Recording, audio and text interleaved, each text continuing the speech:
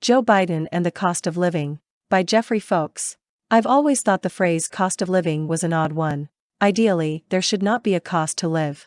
As divinely created individuals, all of us have the right to walk the earth and to live freely and without interference so long as we respect the rights of others. This was the dignity that our ancestors claimed when they wrote the British Magna Carta in 1215, with its specification of liberties, rights, and concessions, and the American Declaration of Independence in 1776, with its remarkable second paragraph beginning, "We hold these truths to be self-evident." Unfortunately, few today spend much time pondering the unalienable rights of life, liberty, and the pursuit of happiness. Yet belief in those rights, properly understood, was and has been the basis of our independence as a nation and of our continued existence for 246 years. Before their Declaration of Independence, and the 8 years of war it took to secure their freedom, Americans were under the thumb of British courts, arbitrary taxation and regulation, mercantilist policies on manufactured goods, and military occupation for which they, the occupied people, were expected to pay. As British colonists without representation or self-rule, Americans paid a high cost of living, but eventually, through gradual steps towards self-rule, they claimed the right to live freely without the heavy burden of arbitrary taxes and regulations. Reading the documents of the era, one finds that the British government was remarkably tone-deaf and even callous in dealing with colonials. Decisions were made without input from those affected and in an opaque and inflexible manner, and when colonists objected, as did Benjamin Franklin in his role as agent of the Pennsylvania Assembly, British authorities were unresponsive and even derisive of Franklin's respectful petitions. Today we face those same qualities of abuse, disregard, and contempt on the part of both our elected officials and the unelected deep state that runs so much of our government. Since the election of Obama in 2008, America has taken a sharp turn toward enslavement by this vast and inflexible state, and now every week brings new outrages, from an SEC ruling requiring business reporting of environmental liabilities to a politicized Justice Department gone insane with legal actions against American citizens, including a former president. Our colonial ancestors were facing a small set of British-appointed governors and judges and a small, albeit powerful, army of occupation to back them up. Today we face a federal government of 2 million workers backed by a military of 1.2 million and state and local force of 7.4 million, altogether 18% of U.S. workers. Big government is also supported by 34.1 million workers in education and health services, most of them government-funded, and millions of others in media, entertainment, and liberal nonprofits. This enormous block of government-funded workers, much of it now unionized, is a reliable supporter of expanded government funding and power. Every day, the American people are more enslaved by this behemoth, and the odds of regaining our true freedom become slimmer. Tens of millions now accept the socialist tenet that government has the right to seize whatever it likes and to direct not just the economy, but the personal lives of its citizens. We are no longer on the road to serfdom, we are already there. Taxes are a big part of the cost of living.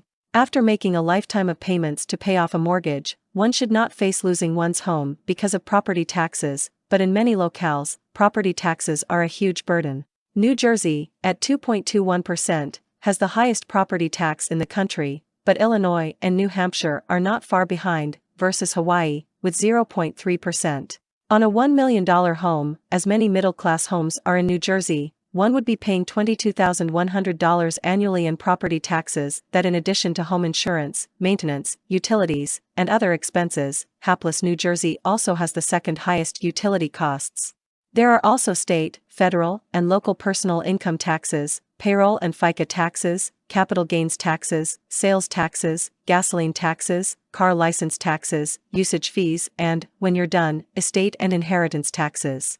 Our ancestors rebelled by penning an immortal Declaration of Independence and by fighting a war to gain their freedom. Violence is uncalled for and unnecessary today, but a second Declaration of Independence with the support of voters and conservative representatives would go a long way toward regaining our freedom and cutting the cost of living. How to reduce the cost of living? Begin by eliminating the IRS and the personal income tax. Biden's plan to use $80 billion to double the size of the IRS is exactly the wrong direction. U.S. taxpayers are paying tens of billions each year just to collect money from themselves. By eliminating the personal income tax and the IRS, government could cut 94,000 current employees and an additional 87,000 to be added under Biden's plan. These 181,000 employees do nothing but collect money from taxpayers to pay their own salaries and those of other unneeded workers. by returning U.S. federal expenditures to 2% of GDP, as it was for most of the first 130 years of our nation's history, the U.S. could actually strengthen vital services. Doing so would spur real economic growth to 5% or more, thus doubling real GDP every 12 years. With the bulk of federal spending devoted to national defense, military spending would remain stable, 1.75% of doubled future GDP versus 3.5% of current, lower GDP, while other vital services could be adequately funded. It's not always noted that during the first 140 years of our republic, inflation was practically non-existent.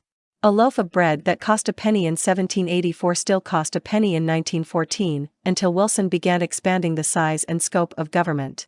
At that very moment, inflation began to climb, and it has done so every decade since, though never so much as under FDR/Truman, Nixon/Carter, and Biden. The fundamental driver of inflation in our day is government spending, which saps funding and resources from the private economy and lowers productivity, thus raising the cost of goods and services. Biden's war on fossil fuel has raised the cost of living both directly, through higher energy prices, and indirectly, via all the energy inputs throughout the economy. Wheat is a good example. As of October 2022, a bushel of wheat in the U.S. cost just under $9.50. That same bushel of wheat in mid-2000 cost $2.60 and in May 2019, under President Trump, still cost only $5.03. Oil and natural gas are crucial inputs for the production of wheat and all other agricultural products. Oil prices have doubled under President Biden, while natural gas, an even more important input, involved in the production of fertilizer, has gone from under $2 in March 2020 to $5.40 per million BTU, spiking recently at $8.50. Increased energy costs have raised the price of agricultural goods. And so it goes throughout the economy. Biden does not seem to care about the cost of living for ordinary Americans, no matter how much pain he is causing.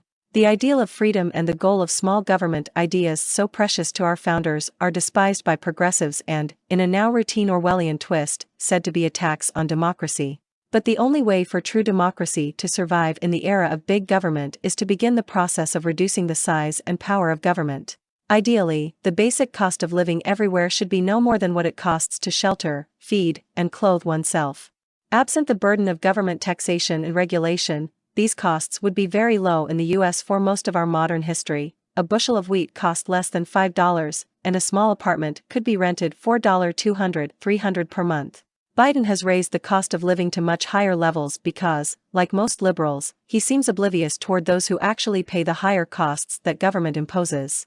Meanwhile, the cost of living continues to rise while government and government-related workers continue to prosper.